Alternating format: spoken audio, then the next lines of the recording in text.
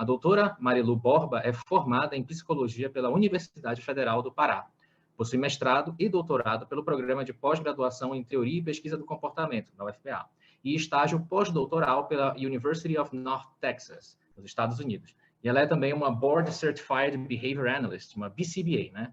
E é fundadora e diretora da Iluminar, que tem por objetivo transformar a vida de crianças, adolescentes e suas famílias. E a Marilu faz isso, que eu conheço o trabalho dela.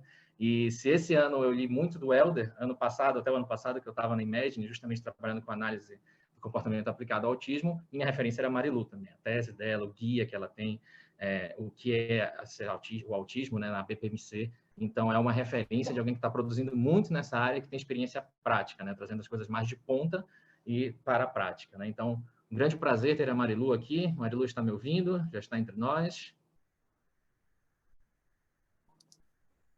Ela está aqui. Cadê? Consegui. Perfeito. Oi, Hernando. Obrigada pela apresentação, obrigada pelo convite.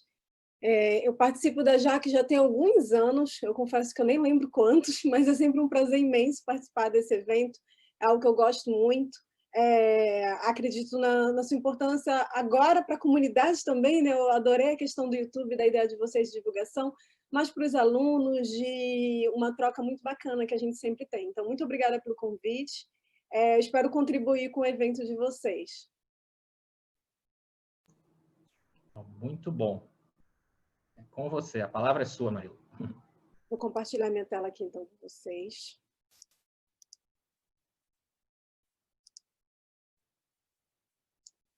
Gente, então vamos conversar, vamos ter um bate-papo. Queria que vocês ficassem à vontade para fazer perguntas durante, que vocês forem pensando, a gente vai discutir.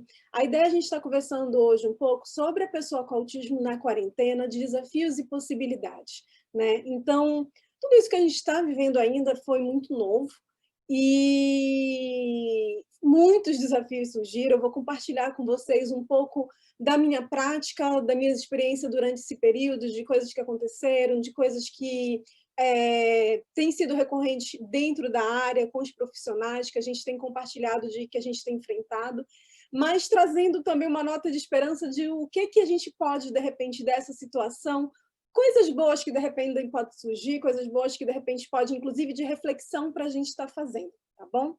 A gente vai ter mais ou menos esse guia, eu vou conversando com vocês sobre algumas características do transtorno do espectro autista, porque eles vão ser importantes para a gente compreender melhor essa questão dos desafios, a importância dos cuidadores neste momento, nessa questão da quarentena, o papel da escola também, e o ensino de novos comportamentos e possibilidades de ensino, como fazer ensino de novos comportamentos para a pessoa com autismo, ok?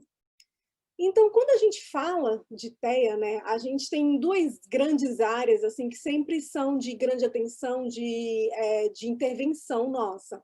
A primeira é no déficit persistente na comunicação e interação social em múltiplos contextos, né? Então, a pessoa com TEA, ela tem essa dificuldade já de comunicação, muitas vezes, de interação social, às vezes de como realizar essa comunicação social, essa reciprocidade, né, socioemocional que eles falam, compreensão de comportamentos não verbais. Então, você já pode imaginar isso no momento onde há um distanciamento maior físico entre as pessoas e uso de máscara, o quanto isso representou. Dificuldade, às vezes, para desenvolver, manter e compreender relacionamentos. Então, de repente, ela está no mundo onde relacionamentos passaram a ser muito mais virtuais, onde formas de comunicação passaram a ser muito mais através de WhatsApp, de chats de comunicação. Então, toda essa questão dessa comunicação e como manter, às vezes, vínculo com crianças com que elas já tinham vínculo ou com outras pessoas se torna um desafio. E a outra grande área, digamos assim, de características que são foco de trabalho é em questão dos padrões restritos e repetitivos de comportamento, interesses ou atividades, né? Então, estereotipias motoras, estereotipias vocais, comportamentos ritualísticos, inflexibilidades a mudanças em rotina, né? Então, imagina que toda a rotina de todos nós mudou, né? Do dia para a noite, sem muito opção, digamos assim, né? A rotina mudou. E esse, com certeza, é um ponto que foi bem desafiante durante esse período. Interesses fixos e restritos e hiper ou hiperatividade sensorial. Então, a forma como essa pessoa contacta o mundo na questão sensorial muitas vezes é diferente. Um barulho pode incomodar mais ou menos, uma questão de iluminação pode ter também um incômodo maior ou menor, sensibilidade de toque, de texturas, de como ela sente. Então, isso tudo é algo que pode ser uma característica que influencia, de repente, da criança. Porque eu sempre vou falando de repente, pode ser, talvez. Porque quando a gente fala de TEA, a gente está falando de um espectro, né? Então, cada pessoa é única. Você pode trabalhar com 10, 15, 20 pessoas com TEAs, e você vai ver que cada uma tem características únicas, algumas podem ter mais estereotipias, outras podem apresentar no nível quase imperceptível, outra pessoa pode ter mais uma questão de dificuldade da rotina, e outra criança não. Às vezes, na mesma família, se você tem 2 crianças com TEA, 2 adolescentes com TEA, você vai ver essas diferenças. Então, algo que é muito importante, e foi algo muito evidente durante esse período, foi que cada família e cada pessoa acabou tendo desafios diferentes, né? Então, foram áreas, às vezes, diferentes para aquela pessoa que foi desafiante, né? Então, muda muito, variou muito de família para família. E isso é algo que já é esperado, no sentido, né, de que cada pessoa é um indivíduo único, e é algo com que a gente trabalha na análise do comportamento. Então, o nosso trabalho ele é individualizado, ele é voltado para a pessoa. E, nesse momento, mais do que nunca, foi importante esse olhar. E esse olhar, gente, sobre a pessoa com o diagnóstico de TEA, mas sobre a família. Eu acho que nesse período de que a gente viveu agora de quarentena, foi impossível a gente não falar dos cuidadores, deve ser impossível, na verdade, e essa questão de olhar para o todo, olhar para a família, se tornou muito importante. Isso é uma chave que eu bato muito nisso. Gente, não olhe só para criança, não olhe só para adolescente, não olhe só para adulto. Olhe para todo o contexto familiar, olhe para os pais, olhe para o irmão, olhe para esse relacionamento, olhe para o ambiente onde essa criança está inserida, porque o ambiente influencia no comportamento, né? Então, a gente sempre fala muito disso, mas nesse momento onde as famílias elas ficaram num espaço apenas e ficaram essa questão do isolamento, principalmente mais no início, eu sei que agora já está mais flexível, né?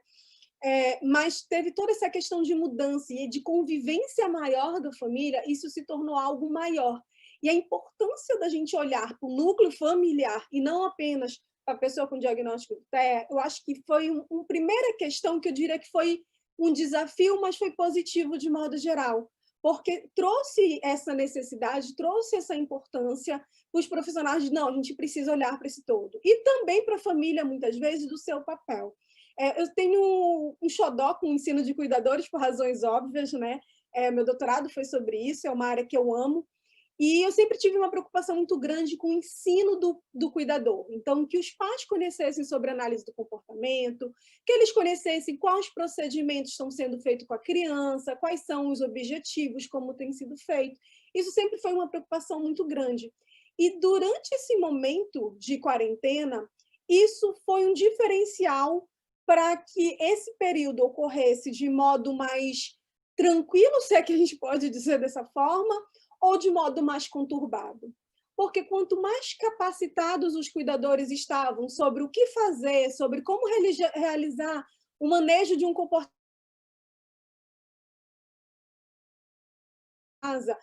conhecendo as estratégias de como fazer esse ensino, mais confiantes os pais estavam para realizar esses procedimentos, mais seguros eles estavam, muitas vezes, para dar continuidade nesse ensino da criança. Então, claro que a gente viveu diferentes realidades, né? E eu sei que, de modo geral, os profissionais também viveram diferentes realidades. Teve famílias que optaram por pausar o tratamento por um tempo, teve famílias que continuaram eles como os agentes, digamos assim, da intervenção. Mas, independente dessa decisão, as famílias que tinham conhecimento sobre análise do comportamento, sobre como lidar com o comportamento da criança, sobre como, de repente, manter o que a criança estava aprendendo no ambiente natural, em casa, foi muito mais suave, muito mais tranquilo esse processo. E isso é muito significativo, gente. Por quê? Porque quando a gente fala de pais de crianças com TEA, a gente está falando de uma população que tem níveis de ansiedade, de estresse e depressão acima da média, não só de outras famílias de crianças com desenvolvimento típico, mas de outras famílias de crianças e de adolescentes com outros diagnósticos. Então, são pais que já têm uma sobrecarga muito grande. E que neste momento, e que a gente sabe que, engraçado isso, né? A gente fica, não, tá em quarentena, tá em casa, deve estar muito tranquilo. Não, sobrecarga foi muito maior, né?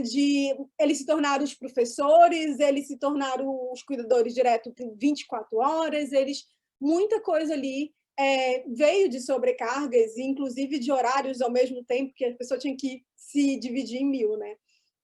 Então, quando o pai tinha esse conhecimento, sabia o que fazer, lidar com isso era muito mais fácil. Então, eu acho que isso é algo importante para a gente estar pensando não só para esse momento agora de quarentena, mas de modo geral e de modo mais a longo prazo. O que as pesquisas mostram é que quando os pais eles fazem parte da intervenção, mesmo que eles não sejam os aplicadores, digamos assim, os agentes diretos, o sucesso dessa intervenção é muito maior. Então, eu acho que a primeira questão que a gente precisa olhar durante esse momento, primeiro, que eu diria que é desafio ao mesmo tempo possibilidade, é o ensino do cuidador.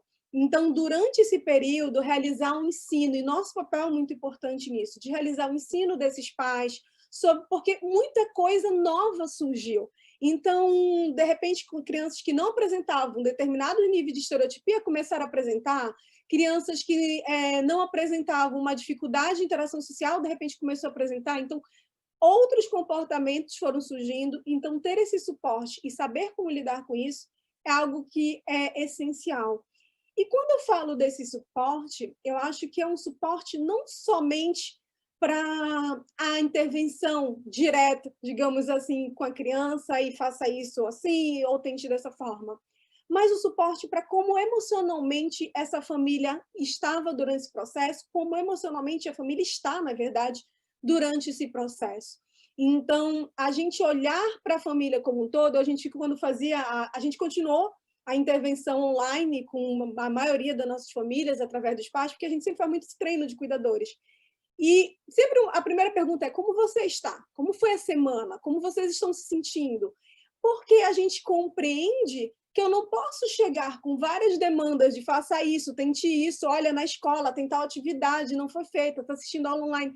A gente chegar com mais sobrecarga para uma família que eu já sei que está sobrecarregada, que eu já sei de um histórico que tem uma probabilidade maior de ter essa questão de estresse, de ansiedade, depressão, e eu tenho que ser a pessoa, a gente tem que ser a pessoa que vai diminuir, né, esse estresse e essa ansiedade, diminuir essa sobrecarga e não trazer mais.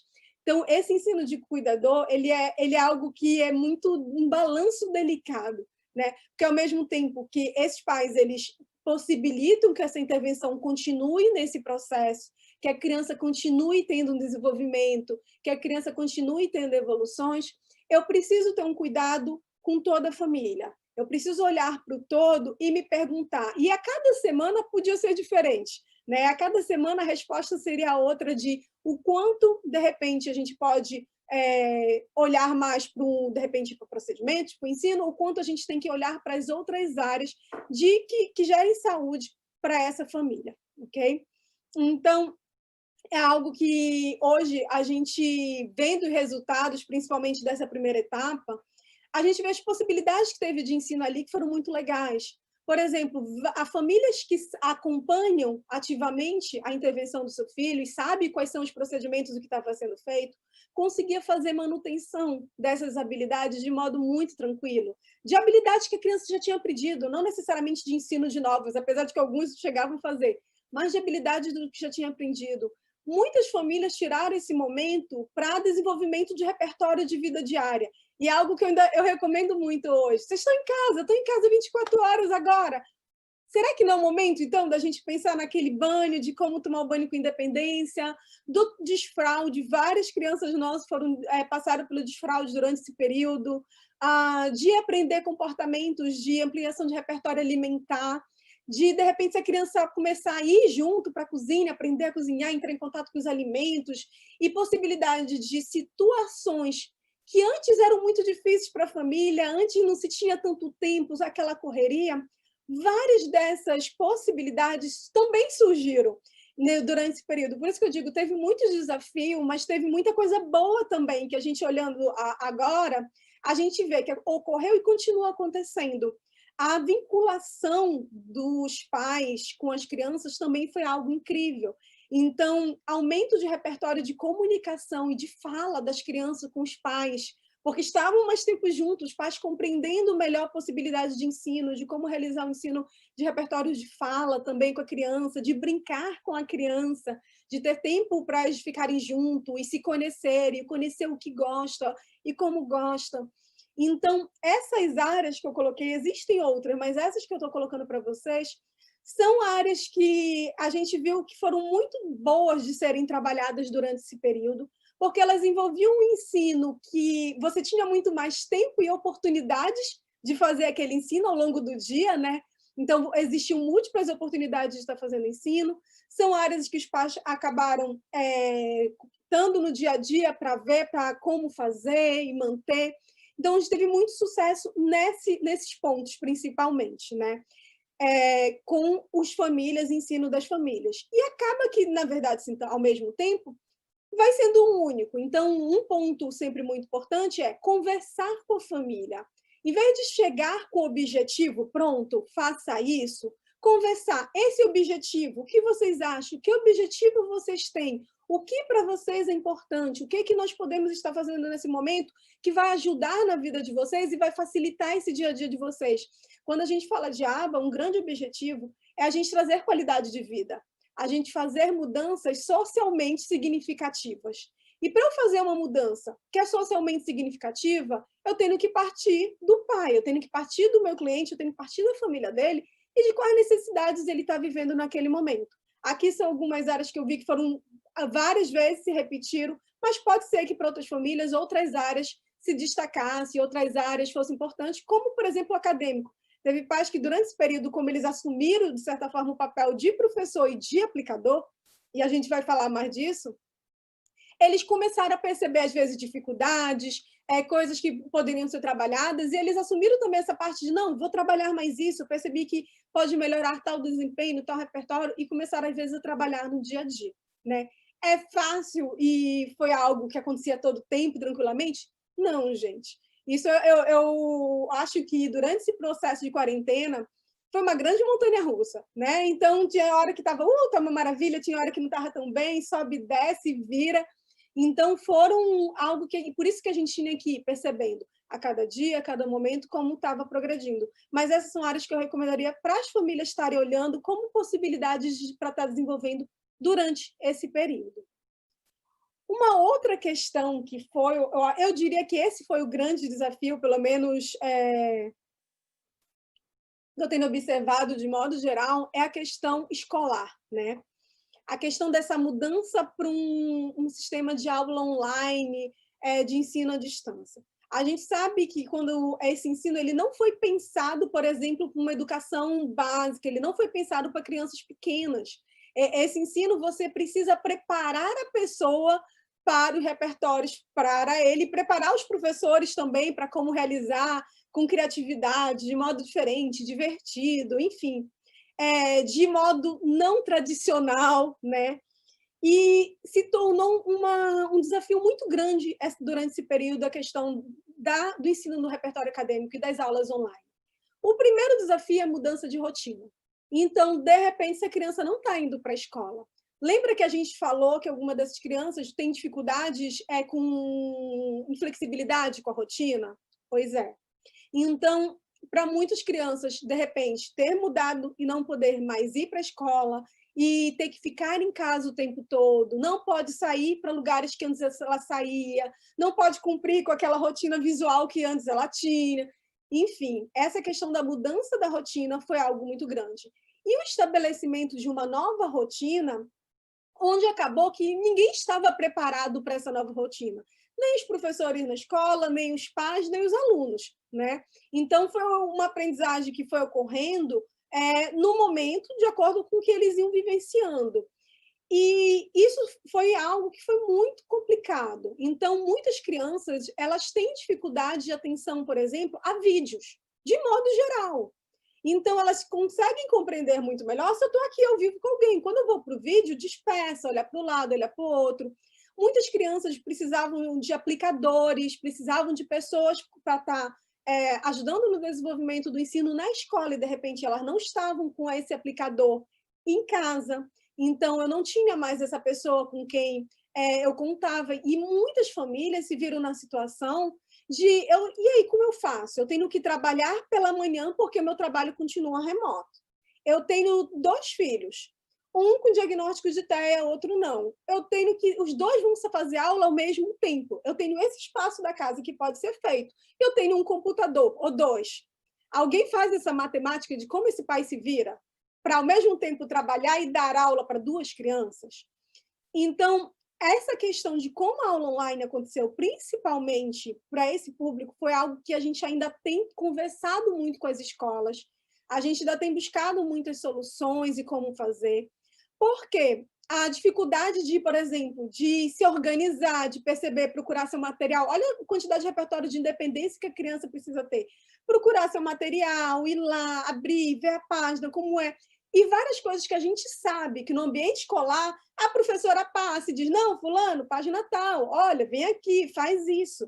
Então, todo esse sistema que existia de dicas e ajuda, de repente, ele não existia mais, né? E a criança tinha que lidar com isso. Então, ou adolescente também. Então, foi um desafio muito grande nesse sentido dessa mudança, dessa ausência do aplicador, do tempo e treinamento requerido dos cuidadores, para os cuidadores estarem fazendo esse processo de ensino, da frustração que muitas vezes isso representava também para a família, representava para o cuidador, de estar lidando com isso e vendo essas dificuldades acontecendo, a adaptação de atividades. Então, a gente sabe que o tempo que se requer para fazer vídeos, para gravar tudo mais, é um tempo grande, os professores precisaram se adaptar para tudo isso, mas a gente teve muitas situações de que as atividades não iam adaptadas para a criança ou para o adolescente com TEA. Então, ele estava tendo as mesmas atividades que no ambiente escolar ele conseguia ter adaptado, conseguia ter... Olha a quantidade de coisas que ele foi perdendo para conseguir se manter nisso, né? E existia uma questão muito grande de adoção desse sistema para crianças que, independente do diagnóstico, é complicado da forma como foi feita. Então, eu querer que uma criança de 4 anos de idade, 5 anos de idade, passe 4 horas olhando para a tela do computador para uma aula expositiva, gente, não dá. O repertório que se está exigindo é de sentar e esperar. É um repertório de senta, espera e olha reto, mas não é um repertório de aprendizagem.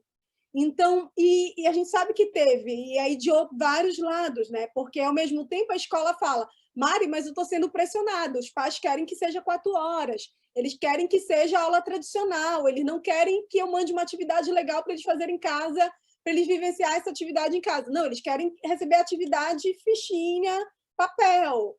Eu preciso mandar desse jeito. Então, a gente sabe, eu vi o finalzinho, né, da apresentação, essa questão da cultura, né, desse desafio que ainda é. Às vezes, quando professores tentavam fazer uma coisa diferente e vinha uma puniçãozinha ali, né, de não, mas a gente quer que seja dessa forma. Então, acabou que a maioria das escolas, eu vejo que elas ainda adotam um sistema da aula tradicional, tal qual ela era antes de tudo isso acontecer, num sistema online. E isso não é viável, isso não funciona, gente. Alguém tem que dizer que isso não funciona para a maioria das crianças. Pode ser que funcione para uma e para outra, mas para a maioria não funciona, e para as crianças com TEA é um desafio muito grande. Você imagina um repertório, por exemplo, numa aula online, a professora pede para fazer atividade e fica na tela do computador várias perguntas, sem adaptação, sem nada para a pessoa ler, responder.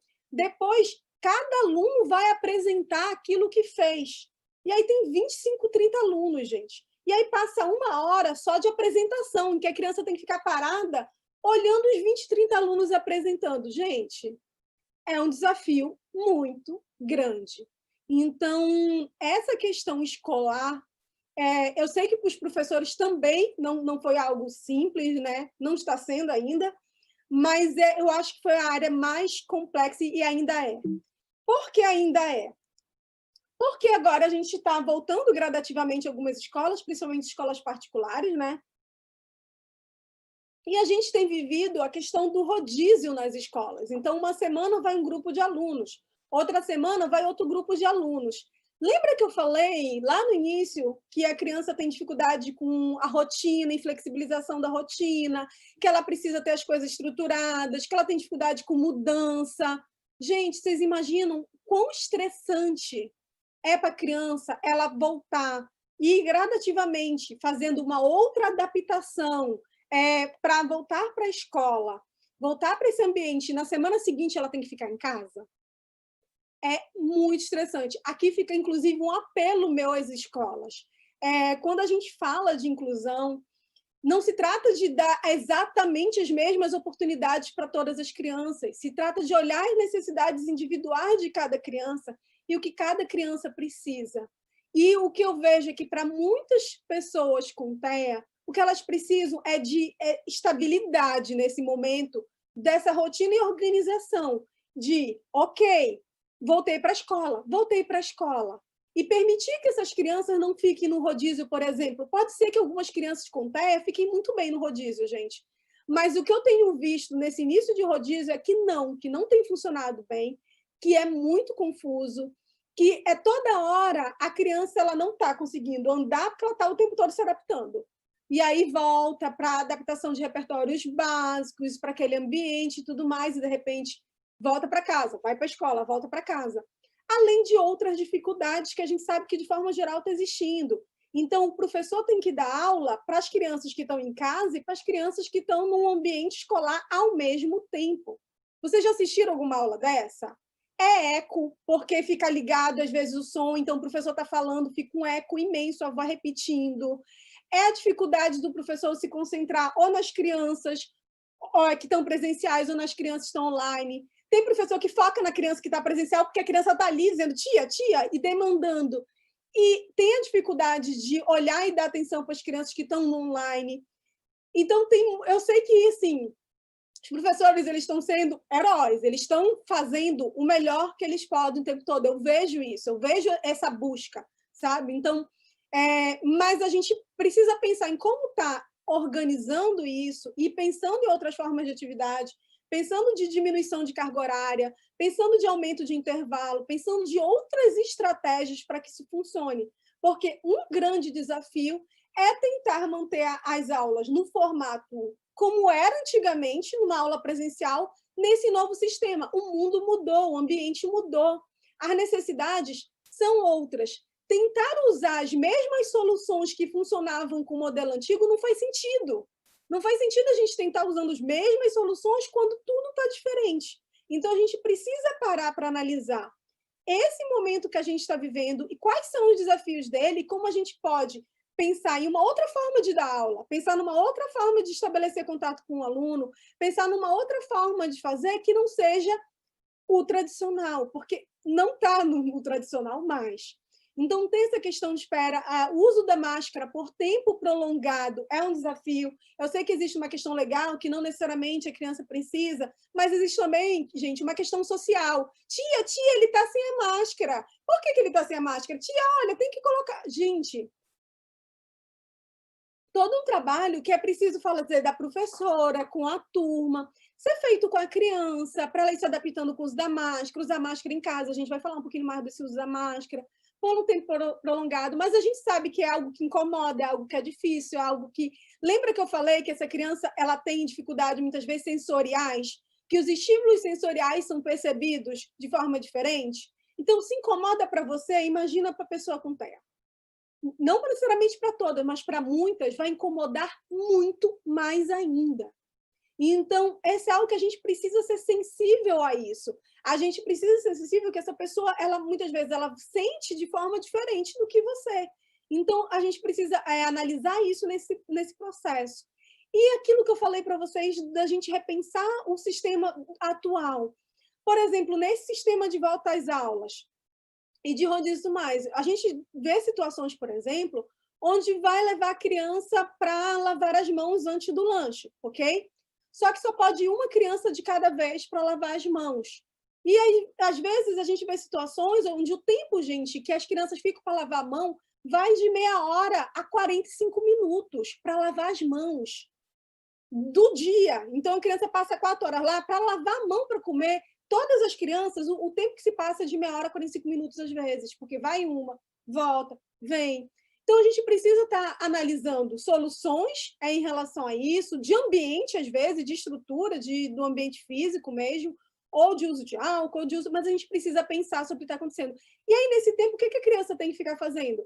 Sentada esperando, né? Então, a gente tem muitas possibilidades de ensino para a criança nesse período.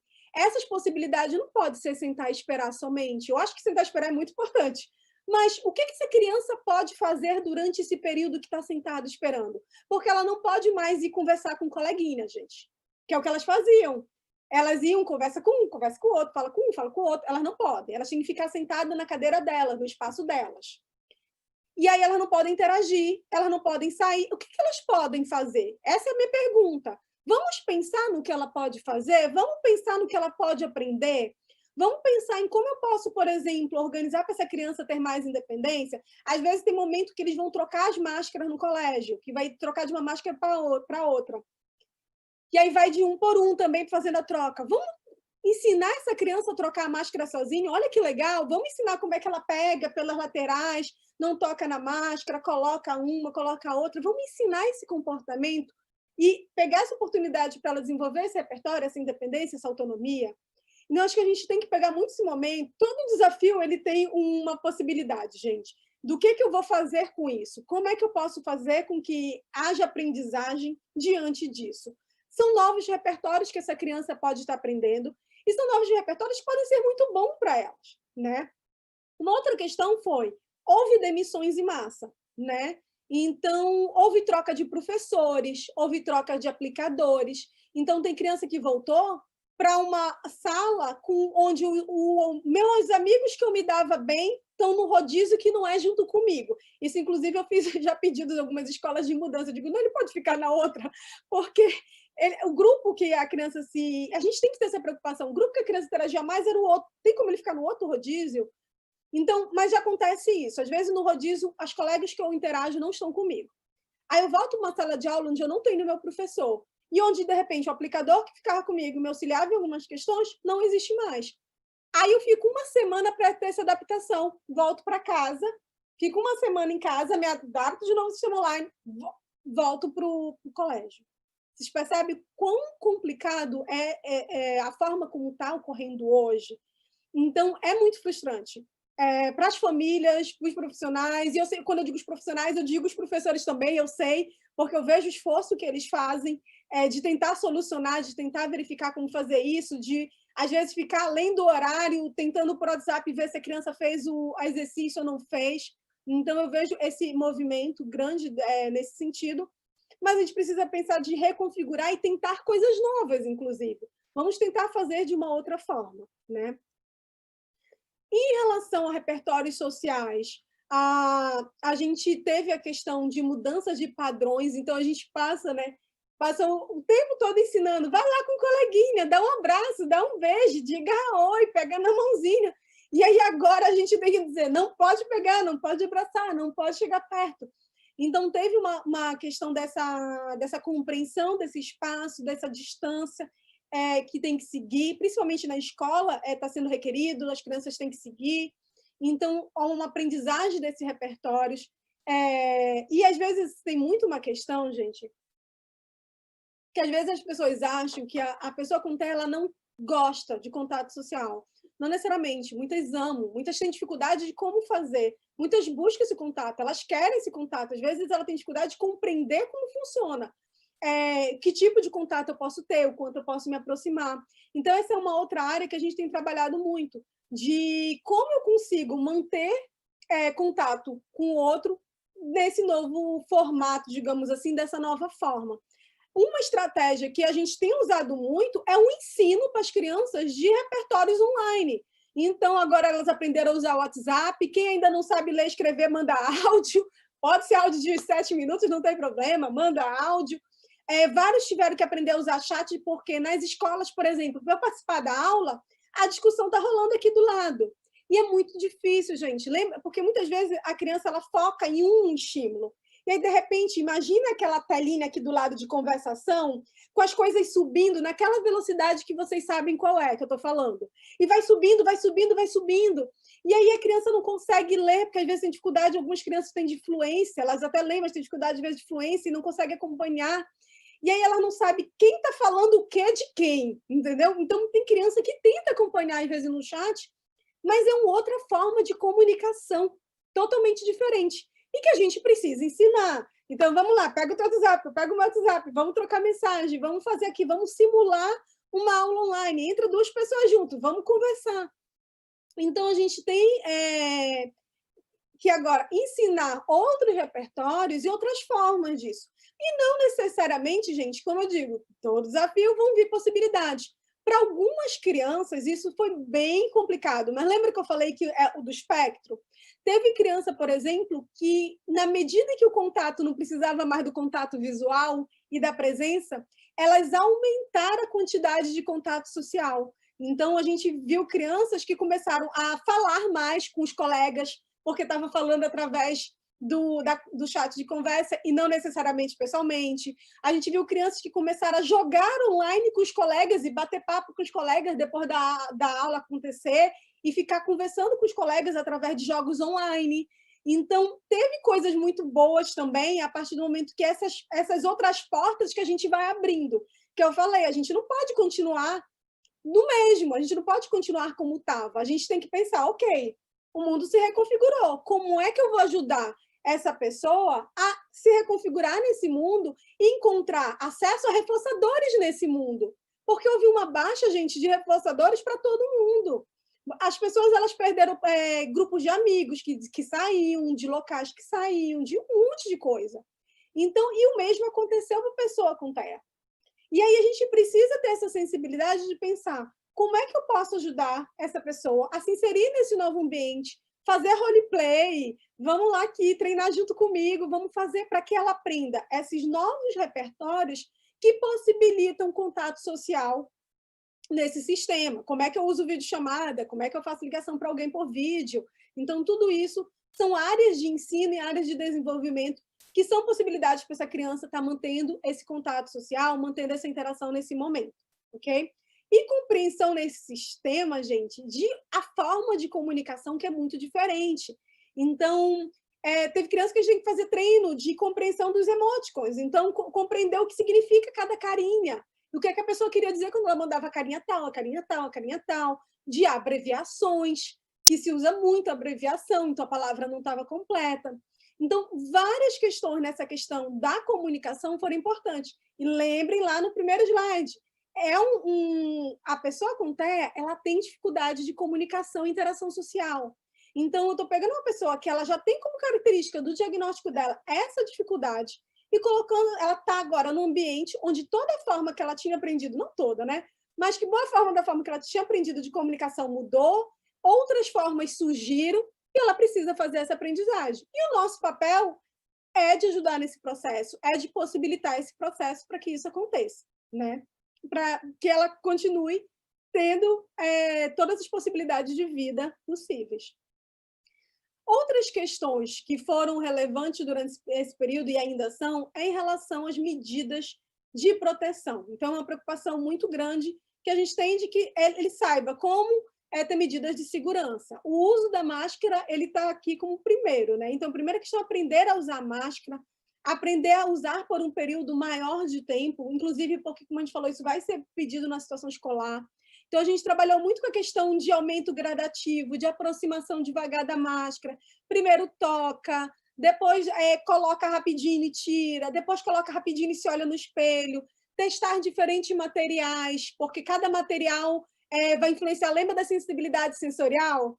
Cada material vai ser diferente e não tem fórmula mágica. Você vai ter que ver para aquela criança, para aquele contexto, qual o melhor material que vai funcionar para ela.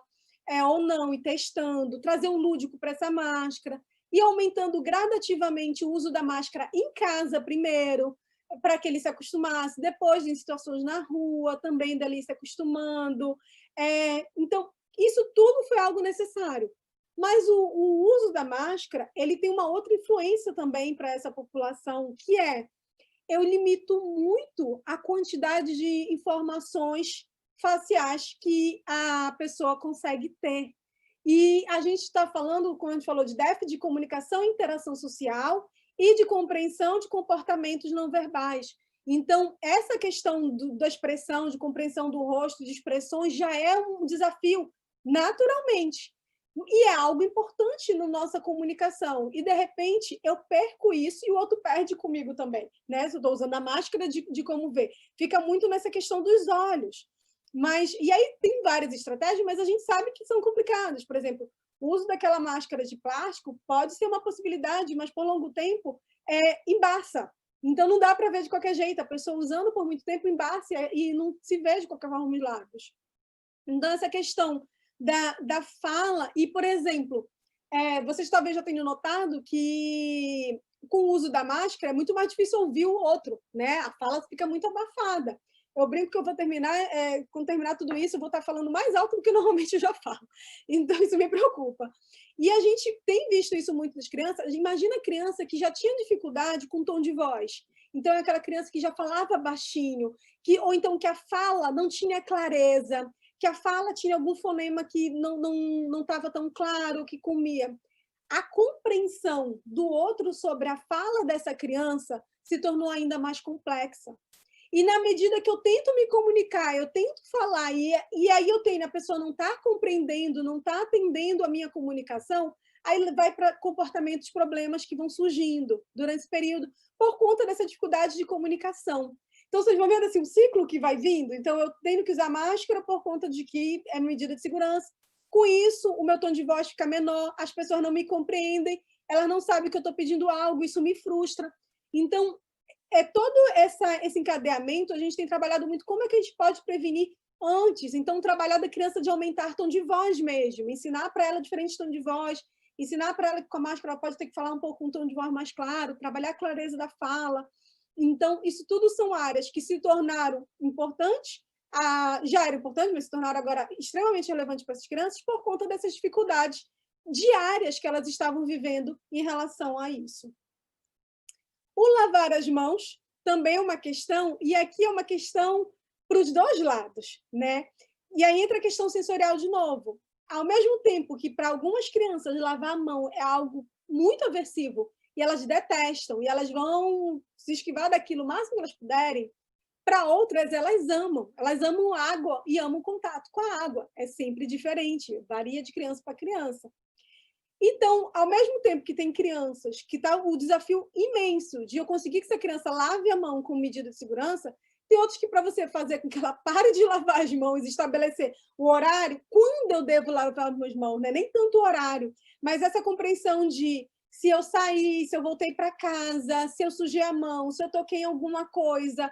Então, ela compreender quais são as situações, qual o contexto que eu tenho que me preocupar e lavar a mão. Então, não é uma questão simplesmente de lavar a mão, gente. É compreensão de quando eu vou lavar essa mão, é diferente. Né? Que pode parecer uma coisa simples para muita gente, não necessariamente vai ser para muitas pessoas com TEA. E aí eu vou precisar fazer todo esse ensino dessa rotina, dessa questão do lavar, e cuidado com a repetição desse comportamento, cuidado com comportamentos inapropriados que possam surgir durante essa questão de lavar a mão. Então, existem muitas questões envolvidas aí que a gente foi precisando ver, caso a caso, criança a criança. Para algumas crianças isso pode não ter sido uma questão, para alguns adolescentes também não, para outros sim. Então, é o que a gente precisa estar atento também. A mesma coisa acontece um pouco com álcool em gel, né? Compreensão de quando usar, de como usar e de usar com segurança. Né? É álcool, gente, ainda é álcool. Então, eu preciso ter uma preocupação com segurança, da criança, do uso, de onde eu vou colocar isso na casa, quando ela vai usar, dela aprender a pedir para usar, dela usar isso no ambiente do colégio. Tem algumas crianças que tiveram alergia, então, com o uso do álcool. Então, toda essa questão. E aí a gente tem que ensinar mais a lavar a mão. Então, toda essa questão são coisas que podem parecer, às vezes, corriqueiras, mas que foram objetos de ensino, foram objetivos de ensino, e continuam sendo, às vezes, para muitas crianças. A gente precisa tentar, porque eu preciso ter esse cuidado com a pessoa com TEA. Eu preciso que ela tenha as mesmas seguranças que todo mundo. Eu preciso... É direito dela. Ela tem direito de ter toda a segurança possível, né? E o nosso dever é ensinar essas habilidades para a criança. A questão dos sapatos fora de casa também, gente. Inclusive, aí entra a questão sensorial, porque algumas crianças andar descalço é algo que era difícil, então teve criança que teve que aprender a ficar descalça e andar descalça. Tem algumas crianças que tiveram uma terrinha na casa, se incomodava e chorava e tudo mais. E aí eu tenho que... Imagina para o pai ter que limpar essa casa o tempo todo dia, ensinar essa criança a chegar perto dessa textura, a brincar primeiro com areia mágica, a brincar primeiro com alguma coisa que seja perto disso para ele sentir a textura. Todo um trabalho feito para que a criança se aproxime dessa questão, dessa textura.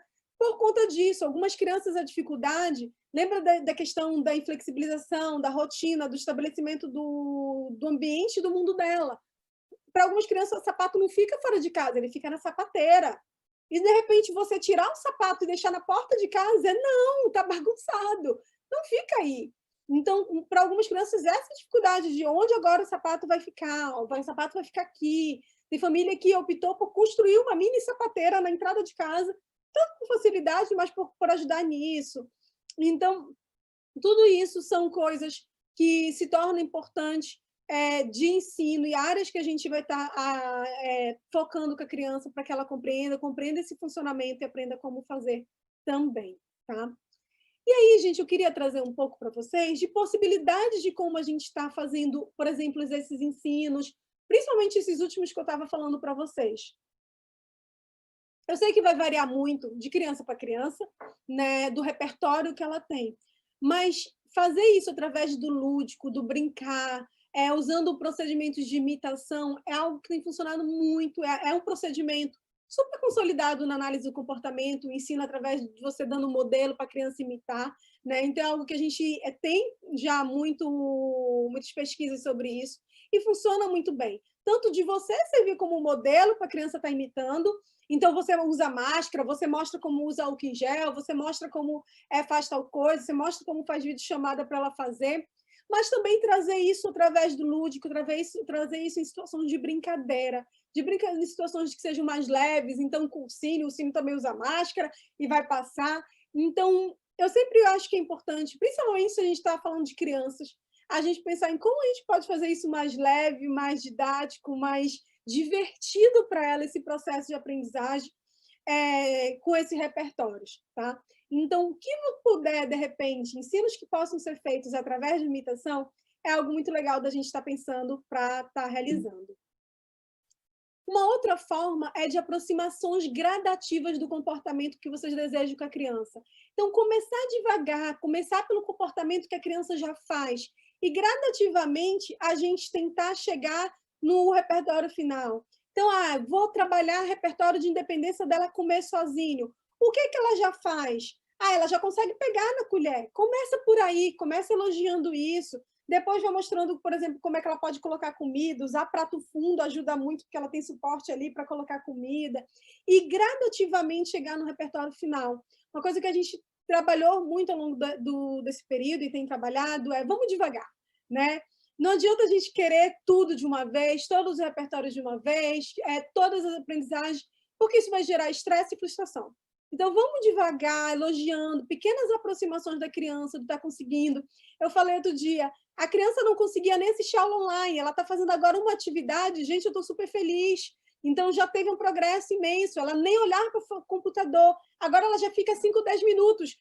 Ótimo, já evoluiu bastante. Então, mas que seja tempo de qualidade, né? Não 5, 10 minutos olhando e sem aprendizagem, mas 5, 10 minutos de qualidade, né? Nesse computador. Mas a gente fazer gradativamente as possibilidades de ensino dessa criança, de onde a gente quer chegar. O uso da máscara é um. Então, ela tocou na máscara, nem tocava, nem olhava para a máscara começar a chorar. Agora ela já toca, já melhorou muito. Depois ela coloca no rosto, perfeito.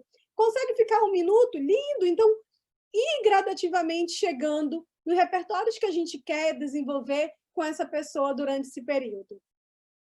A gente sabe, gente, que durante esse período teve muitas restrições de ambiente, restrições de contatos físicos, mudanças de rotina. Isso foi um desafio para todos nós, né? Então, imagina para a pessoa com TEA. E algo que ajuda muito nesse processo é enriquecer o ambiente da criança. Então, foi um período que eu fiquei muito, vamos comprar brinquedos, ou então vamos fazer rodízio de brinquedos. Pega os brinquedos, coloca em 3 caixas, sobe 2, fica uma, vai outra, depois de 2 semanas desce. Por quê? Quanto mais a gente enriquece o ambiente dessa criança, mais fácil para ela esse processo de quarentena. Ficar só em casa, gente, é complicado, né? Então, eu preciso enriquecer, eu preciso trazer coisas novas para esse ambiente. E isso, inclusive, está diretamente relacionado com quem quer diminuir comportamento de estereotipia, viu? Então, quem está preocupado, está tendo dificuldade com essa questão de estereotipia, enriqueça o ambiente dessa pessoa, dê opções, coisas que ele possa fazer, coisas que ele possa estar executando nesse ambiente, estabeleça uma nova rotina para essa criança. A rotina mudou? Ok. Como é essa nova rotina? O que ela vai fazer? O que ela vai fazer durante o dia? Quais são as possibilidades de brincadeiras e de interações que essa criança pode ter dentro de casa? Eu vi famílias que transformaram, de vez em quando, a sala, ela se transformava numa verdadeira academia. Então, afastava o sofá, colocava bambolê para a criança ficar brincando de pular de um canto para o outro no bambolê. Tem muito vídeo no YouTube para a criança assistir, repetir, fazer igual, atividades físicas, atividade de brincadeira.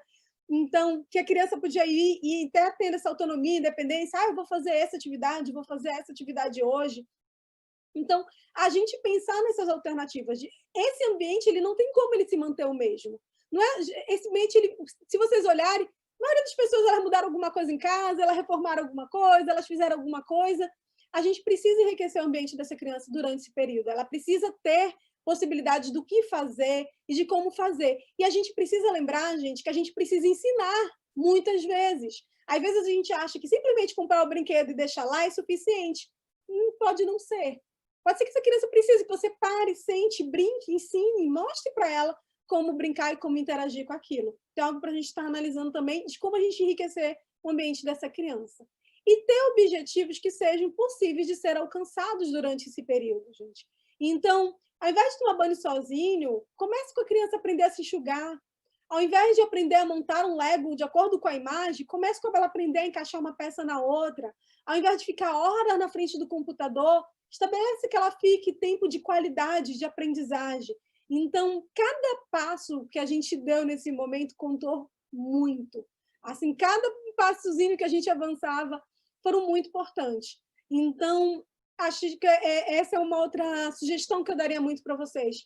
Tenha objetivos possíveis de ser alcançados, divida o comportamento complexo em pequenas etapas, comece por uma de cada vez o ensino, em vez da gente, às vezes, tentar começar e fazer tudo ao mesmo tempo. Ok? Gente, era isso que eu queria conversar hoje com vocês. A gente pode abrir agora para perguntas e comentários de vocês. Obrigada. Muito bom, Marilu. Excelente palestra, também aprendi muita coisa aqui.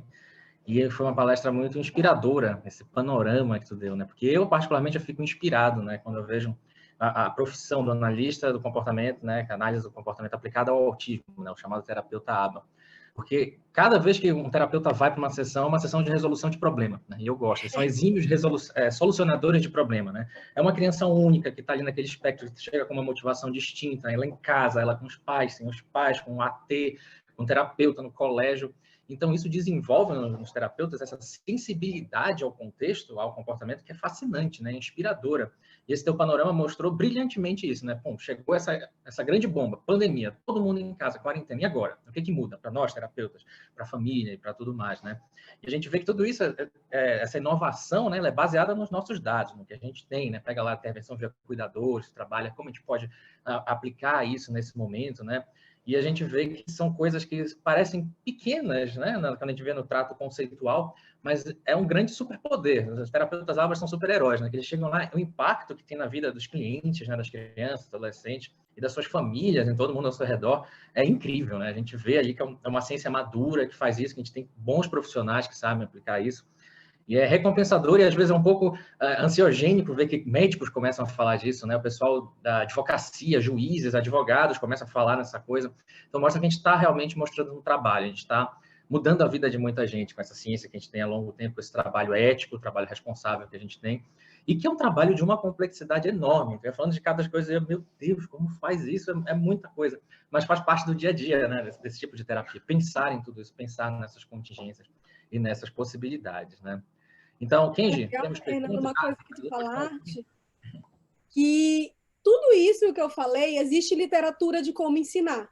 Então, a gente já tem muita literatura na análise de comportamento de como eu enriqueço o ambiente da criança, de como eu ensino a interação social através de meios online, existe literatura sobre isso, de como eu ensino a criança a desenvolver habilidades de vida diária, de como, assim, a gente já tem as ferramentas de como fazer tudo isso. É usar essas ferramentas nesse contexto atual. Porque literatura a gente tem de sobra, graças a Deus, a gente tem muita coisa sobre isso para estar realizando com as crianças. Maravilha, Marilu. Obrigado pela palestra, super completa a tua palestra também. Fiquei encantado, assim como o Hernando. Eu tenho certeza que vai ser muito útil, vai ficar gravada, né? Vai ser muito útil para muitas famílias e muitos profissionais também que lidam com TEA. Eu vou dar uma olhadinha aqui nas perguntas. Tem comentários aqui, né? A Maria Esther concordando contigo, falando: seus pais de crianças com desenvolvimento típico já enfrentaram e enfrentam desafios, imagina, né? Nesse contexto, crianças com TEA. A Paula Emanuele comentando também: se para o público adulto já é complicado, para as crianças muito mais. A Franciele: ótima fala, muito importante ouvir a família para poder apoiar e fortalecer. Aí uma pergunta: para o contato com as famílias, definição de objetivos, como foi organizado com a família e professores? Variou um pouco. Então, tem professores que a gente consegue ter um contato muito grande e eles fazem as adaptações, eles mandam. Teve outros professores que foi um pouco mais complicado isso, inclusive pelo que eles estavam vivendo. Tinha professor que estava aprendendo, tinha professor que não tinha computador em casa, gente, que tinha que aprender assim do zero, lidar com um monte de coisas e como fazer essas aulas, enfim. Mas com a escola, existiam situações onde a gente assumiu. A gente assumiu a adaptação, a gente assumiu os objetivos, fizemos a avaliação do que precisava do acadêmico e a gente assumiu. Porque tinham crianças que não conseguiam assistir, por exemplo, a aula online, não conseguiam assistir, passar 4 horas assim, e tal. Tem crianças que sim, a gente trabalha, a gente tem até fase adulta, início da fase adulta. Então, tem pessoas que conseguiu, mas outros não. E quando a gente não conseguiu com a escola, a gente resolveu assumir porque a gente não ia deixar a criança sem. Então, a gente disse, eu não posso ficar, eu não sei quando isso vai terminar, eu não posso deixar essa criança perder um ano letivo. O que ele precisa aprender academicamente na fase dele? E eu tenho muitos cursos sobre isso e tal. Então, a área acadêmica é uma área que eu amo, então, vamos lá, vamos usar aqui, vamos fazer o recurso, vamos fazer o ensino. Não vou ficar esperando. Com os pais, é algo que a gente já faz diariamente. Então, a gente sempre estabelece os objetivos junto com a família, conversando, vendo o que eles concordam, o que eles querem. Eu tenho uma preocupação muito grande com a questão de validação social.